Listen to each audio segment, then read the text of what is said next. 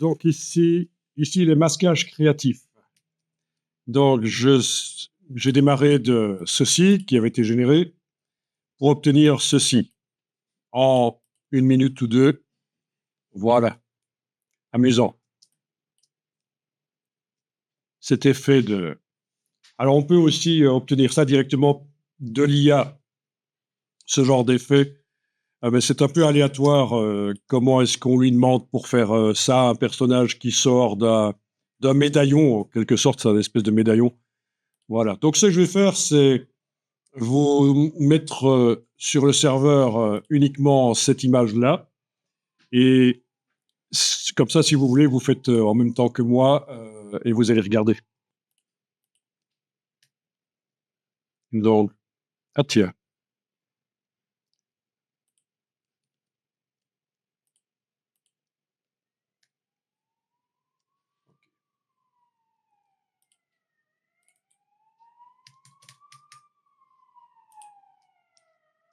Quand vous faites ça avec une image à vous, c'est vous qui voyez.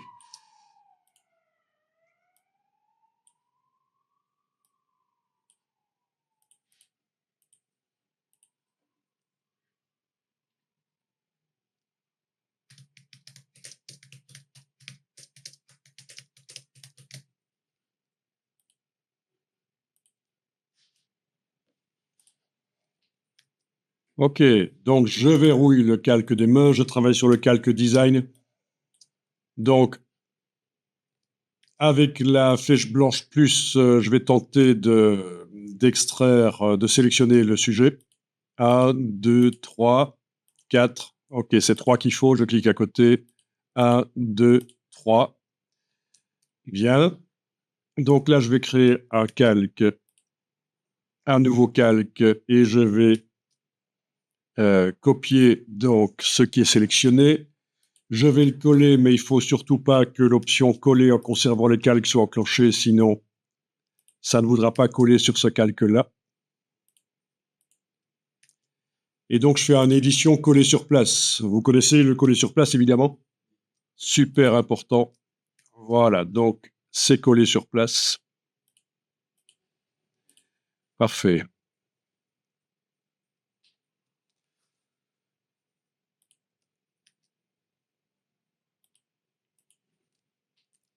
Donc, sur le calque du design, j'ai verrouillé celui du dessus où il n'y a que le sujet, la copie du sujet. Je prends l'outil circulaire, je me positionne là où je veux le centre du cercle. Je commence à tracer avec Alt, donc touche Option et majuscule. Donc j'ai un cercle parfait. Si j'enfonce en plus la barre d'espacement, ça fonctionne comme ça aussi dans Photoshop, on peut le repositionner pendant qu'on le trace. Connaissiez pas ça? Si? Ah, trop fort, vous connaissez tout. C'est même pas drôle. Ben. Ok, je lâche le bouton à la souris puis les touches. Et évidemment, je vais sélectionner tout ça et demander, avec la forme masquante qui est au-dessus, je vais demander de faire un masque. Objet, masque d'écrêtage créé. Donc ça, c'est l'ancienne méthode pour faire des masques dans Illustrator. Entre-temps, il y en a une nouvelle qui est apparue, vous la connaissez? Dans le panneau transparence, on peut faire des masques avec différents niveaux de transparence. Mais dans ce cas-ci... C'est pas avec un menu. Non, c'est pas un effet, c'est la palette transparence, menu fenêtre transparence. C'est quand on sélectionne un objet, on voit mieux. C'est ici, c'est cette partie-là, un peu à la manière Photoshop. Ah, Ça vous dit rien? mais j'ai déjà utilisé 2 fois seulement pour Photoshop, mais Mais ici, c'est Illustrator. Dans Photoshop, c'est très courant de l'utiliser. Mais dans Illustrator, c'est plus rare. C'est quand on veut des masques avec différents niveaux de transparence. ouais, mais c'est faire un masque. Notamment un dégradé, l'image qui va vers la transparence. Ça, on utilise un dégradé du noir au blanc pour faire en sorte qu'une image s'évapore vers la transparence. Mais bon, c'est autre chose, ça. Ok, donc voilà. Ah tiens, j'ai oublié que j'aurais dû faire en sorte que le masque soit plus petit et pour que cette immonde bestiole, on ait l'impression qu'il sort du cercle, en fait. Voilà. Ok, c'est plus comme ça, voilà.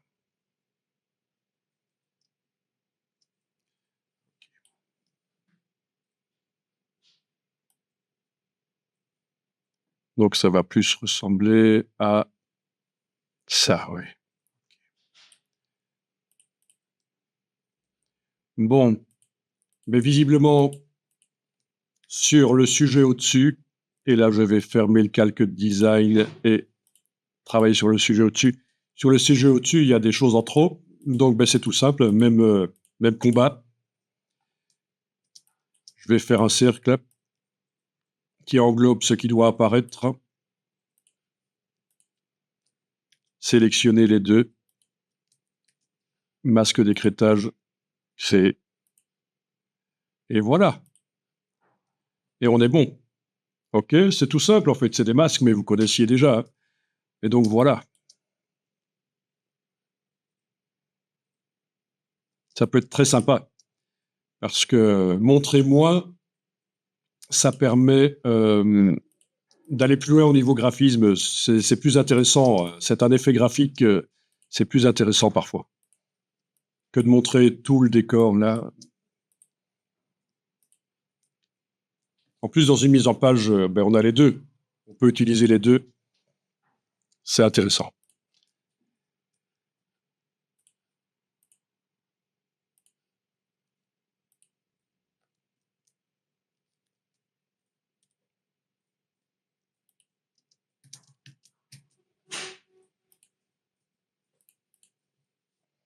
Bon, après, pour faire le cut et le kiss cut, je pense que manuellement, c'est le plus simple ici.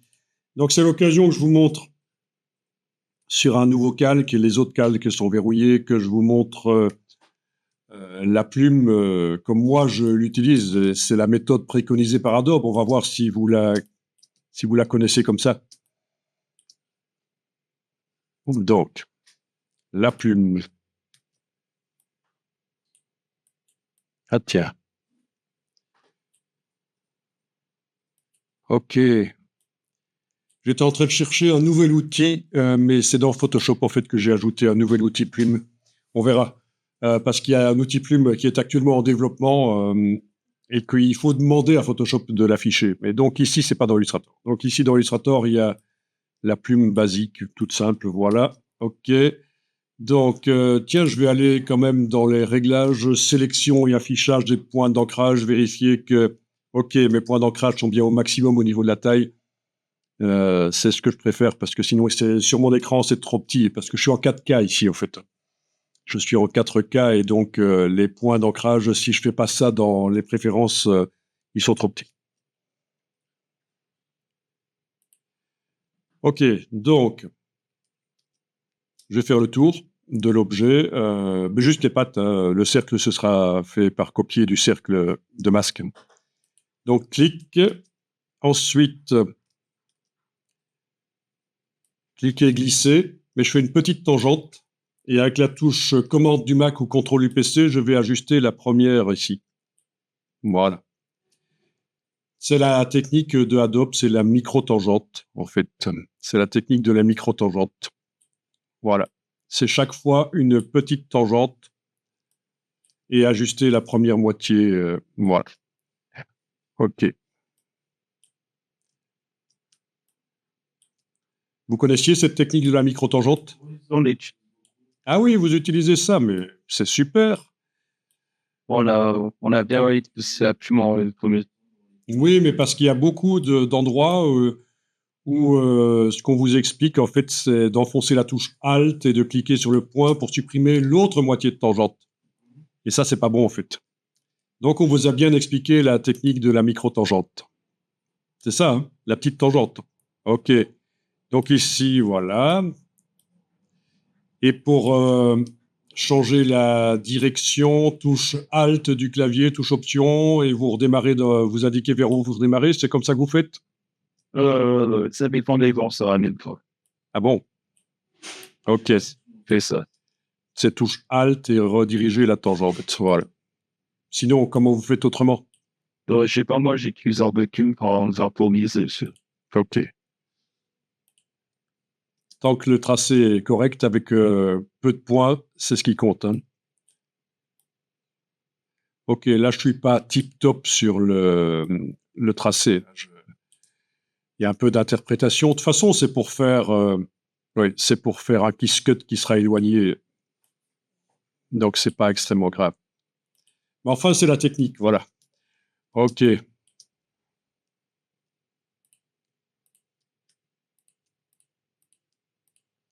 Voilà, voilà. Bon, ben, je vais terminer vite fait la pâte ici.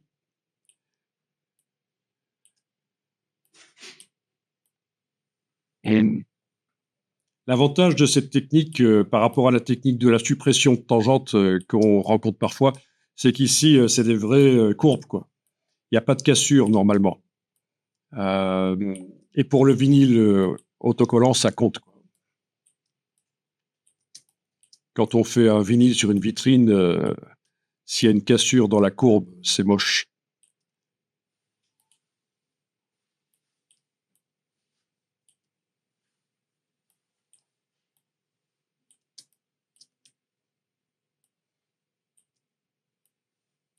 Alors, ce qu'on va tenter aussi par la suite dans la semaine, c'est d'imprimer sur un support transparent.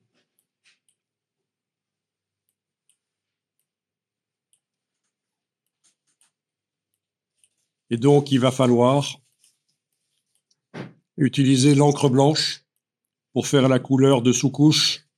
Sinon, les encres en magenta jaune noir sur un support transparent, ça va pas donner bien, quoi. Il faut préparer la couche inférieure travailler. d'une manière ou d'une autre. Et, euh, Ok. mais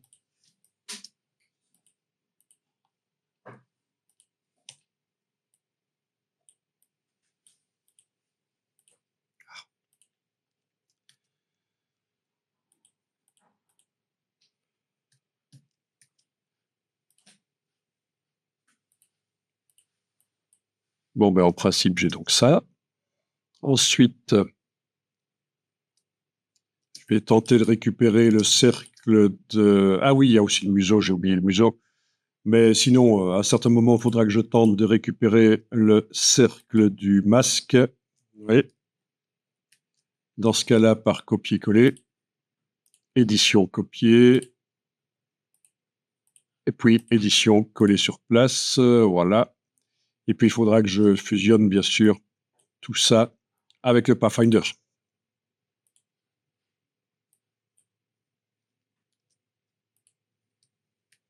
Voilà. OK. Bon, ben, rien de sorcier. Voilà, vous connaissez.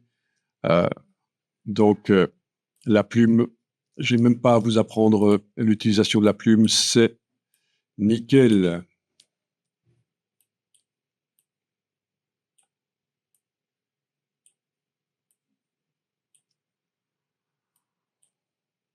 Alors, il y a plein de gens sur le web qui génèrent des images de capybara, puisque c'est un peu tendance pour l'instant.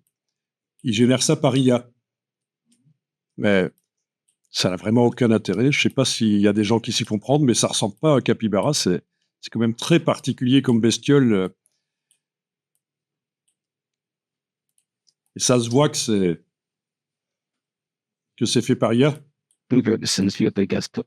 Oui, c'est ça, castor, rat. Voilà, ça n'a aucun intérêt. Mais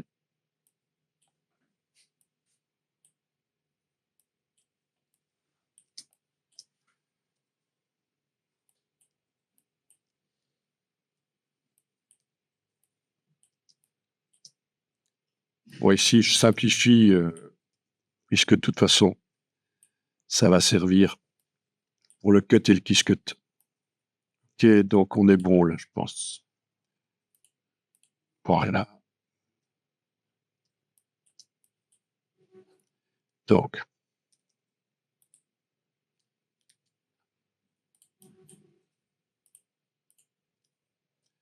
ok.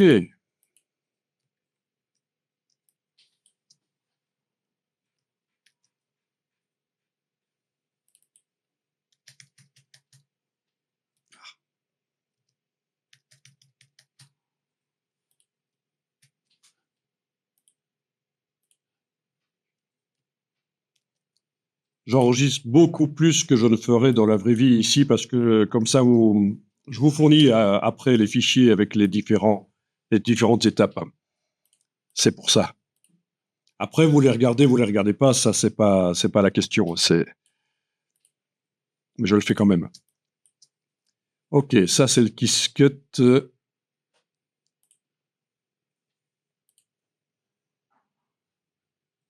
On va lui mettre le reste. Ok.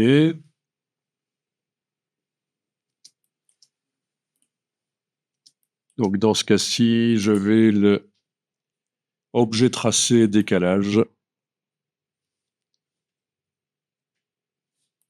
Ok. Puis l'original, suppression. Ok. Ah, ça n'a pas été. Il y a eu un problème, je pense. Faut que je vois. Je vais aller en arrière. Vous avez bien sûr vu qu'il y a maintenant la palette historique dans Illustrator. Oui, oui. Super, ça, c'est depuis le temps qu'on l'attend. Ok, donc je recommence. Objet, tracé, décalage. Je voudrais voir ce qui se passe quand à la place de pointe, je mets arrondi. Ça va peut-être déjà, oui, résoudre des problèmes. Vous avez vu ça? Voilà. Ok, donc l'original, suppression. Ok. Ensuite, calque, cut. Je vais transférer une copie du Qiskit et à nouveau, à dilater, décaler.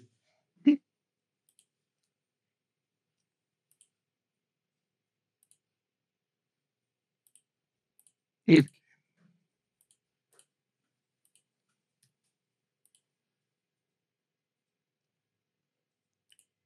Ah, oh, tout ça me paraît bien.